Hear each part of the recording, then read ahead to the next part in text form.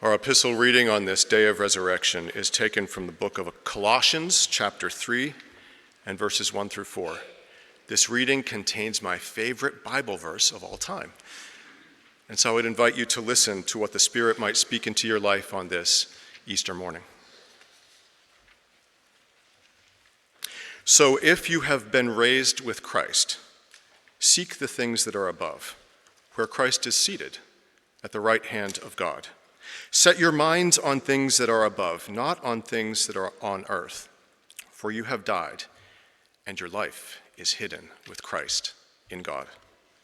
When Christ, who is your life, is revealed, then you also will be revealed with him in glory.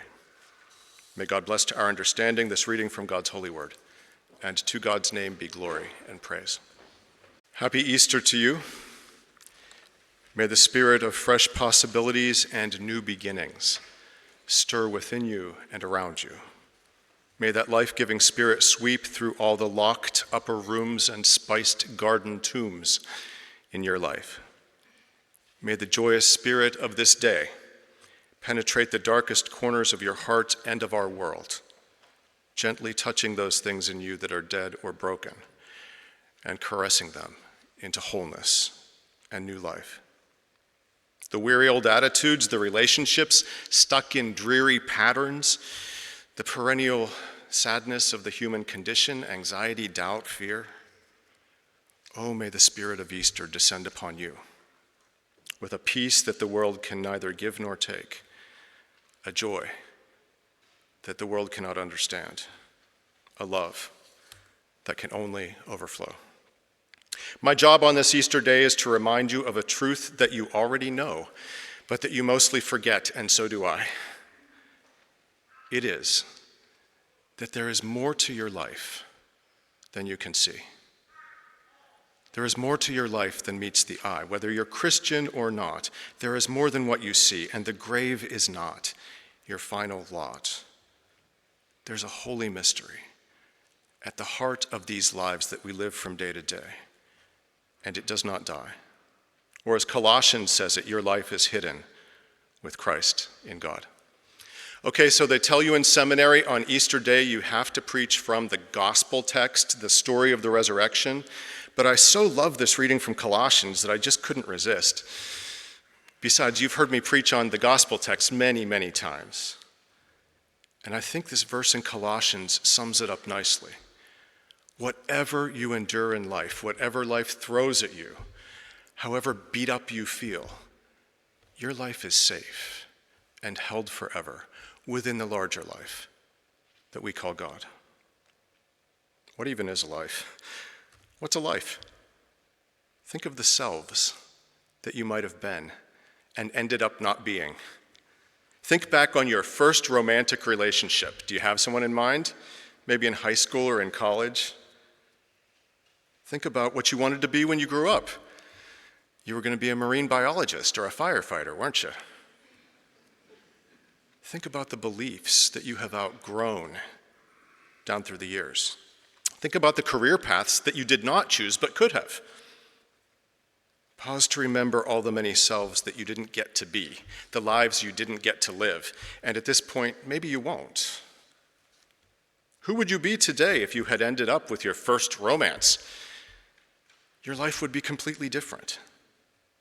Who would you be if you'd taken that other path, and where? There are so many ways to live a life, so many ways. And of all the lives, you got yours. I've got a band of Amish guys working on my house up north, preparing it for my retirement in 9 years. And their real daily commitment to their way of life is humbling but frustrating.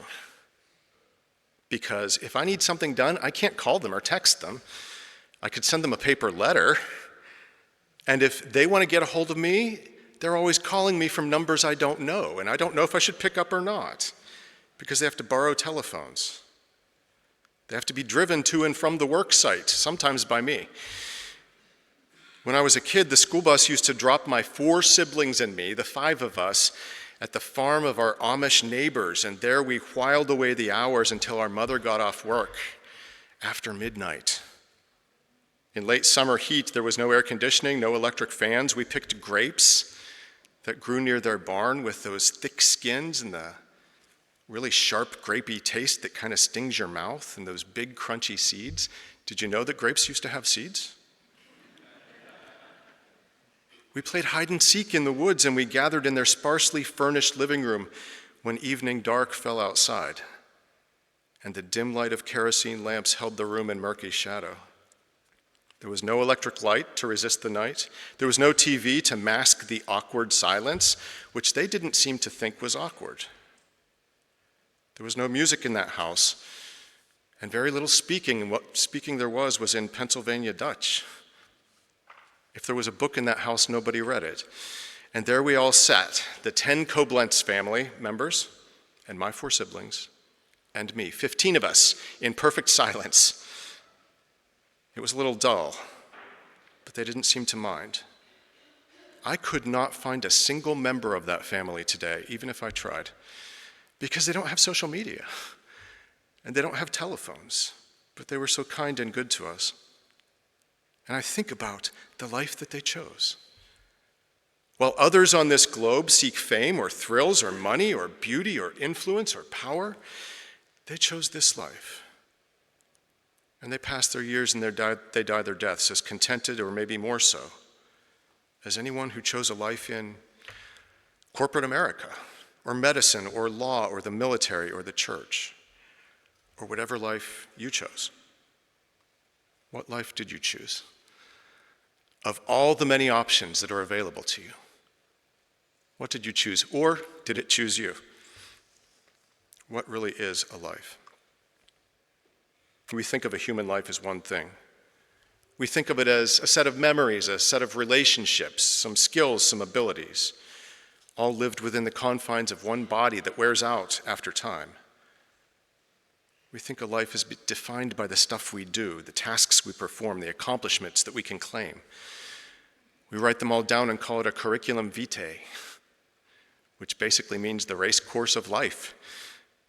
But there's something more. There's something that will not be written on any page. There's an indefinable quality to a human life, and maybe to all of life. There's something sacred, something that belongs not to the things we accomplish or the things we inherit, something that's holy and all its own. Just in being human, we inherit an unnamed power and dignity that we usually forget because we're too busy trying to get on the highway, trying to live our lives, trying to meet the demands of our daily routines.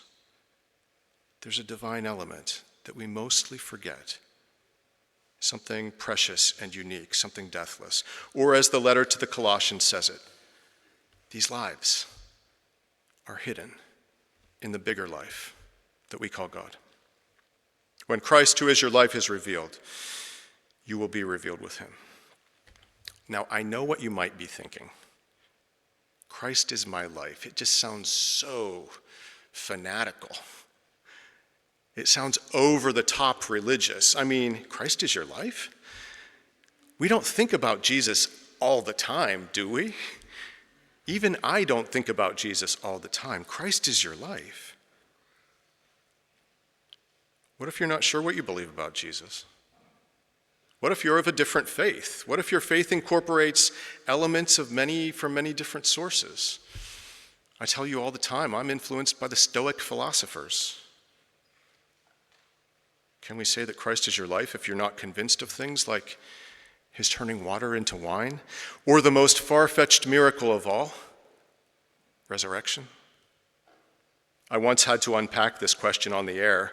At the beginning of the pandemic, Rabbi Meyer invited me to do an interview, and he interviewed me about Easter, and they aired it on their Facebook page at Temple.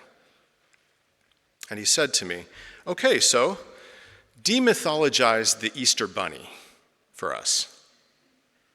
What is Easter all about? And it was a surprise to be asked that question, but it was kind of a joy to think about it. How do you tell Easter to people for whom new life is just as real as it is for us, but who express it in different terms? And it is simply this: This word Christ speaks to the good and the true and the beautiful that is inside each of us.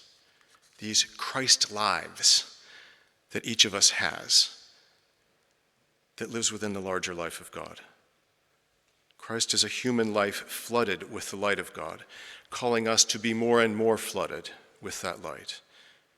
When we say Christ, we're talking about a human life all aglow with the divine light, which our lives can and should be.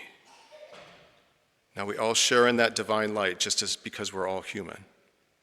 We are all imperfect echoes of that wholeness and that beauty and that love. But we forget. Why do we forget? Because we're going to die. And that makes us crazy. We know we're going to die, and that makes us do a lot of very foolish and selfish things, directly or indirectly. And it pulls us away from the life and the light. We allow death and the fear of it to lead us away from the light that dwells within us. And when we dwell on the things of death, things like power and greed and being better than other people and things like fear, we forget the divine life that stirs in each of us. We stray further and further from our Christ lives. And the further we go, the more damage we do to ourselves and to others. Everyone has a Christ life, even those who've never heard the name of Christ. It is the eternal part of each of us. And we ache for it every time we experience something good or true or beautiful. It's a little taste of our faraway home. And so when we say that Jesus is raised from the dead, we are celebrating the fact that this mysterious, beautiful, unending part of ourselves lives on and does not die. No matter how broken or sad or desperate or misled we become, the eternal part of us lives again and again and again. Why? How? Because our lives are hidden in the larger life of God. What is your life? What did you choose? What chose you? If you could tell people what you want them to say about you at your funeral, what would you tell them? I've got it all planned. I'm doing my own funeral. I'm going to pre-record it. There is not a pastor alive that I trust with the job. The last one I did trust died. The British comedian Russell Brand says it nicely, and he is quite the philosopher. In speaking of how we daily forget the goodness of our lives and how he forgets the goodness of his life, he gives us this long quote that I'm about to read to you. He says this: "I don't wake up in the morning and think, wow, I'm on a planet in the Milky Way, in infinite space, bestowed with the gift of consciousness, which I did not give myself, with the gift of language, with lungs that breathe and a heart that beats, none of which I gave myself, with no concrete understanding of the great mysteries, knowing only that I was born and that I will die, and nothing of what's on either side of this brief material and individualized glitch," not sure what that means, "in the limitless expanse of eternity. And I feel love and pain. I have senses. What a glorious gift. I can relate and create and serve others, or I can lose myself in sensuality and pleasure. What a phenomenal mystery." That's all that he does not say to himself when he wakes up in the morning. Then he goes on to say this: "Most days I just wake up feeling a bit anxious, and I plod a solemn, narrow path of survival and coping." We are meant for better. And if we stay plugged in to those whole selves, those beautiful selves, those Christ lives that each of us has, we are healthier and happier. Russell Brand, I don't know, ironically maybe, echoes the message of Colossians. Our lives are bigger than we know, and usually we don't see it. Coping was never meant to be our way of life. Mere survival is not enough. there's a phenomenal mystery that we usually forget, and our faith has named it resurrection. It contains everything these lives are supposed to be, but often are not, and all the lives we could have lived, and all the lives we ever will. It is life abundant. Resurrection is not some ancient miracle that you must make yourself believe. It is the mystery at the heart of all life, not an anomaly, but part of the whole enterprise. You may not always believe it, and we certainly never fully understand it, but resurrection is the power making all of life sacred, the energy that we can neither create nor destroy, but only treat with reverence and with awe and with wonder. Resurrection. It is the destiny of all things that borrow life from their creator. Its joy echoes through science and art and the checkered annals of human history. Resurrection is God's intention for you and for everyone you have ever loved, living and dead. It's the final tendency of all things, and it works its gentle will in the shadows when nobody is looking, fulfilling its purposes even when all hope seems lost. It is possible to go out this day after this service and to crawl through the rest of the decades of your life, rarely raising your face above the death-dealing stuff that we are told to love: money, entertainment, reputation, power, influence. But oh, whatever entombs you or holds you in darkness, know this: the meaning of your life is hidden, safely, within the larger life that we call God. My job on this Easter day is to remind you of something that you already know, but mostly forget. There is more to your life than what you see, and the grave is not your final lot. There is a mystery at the heart of your life that does not die. Your life is hidden with Christ in God. Amen.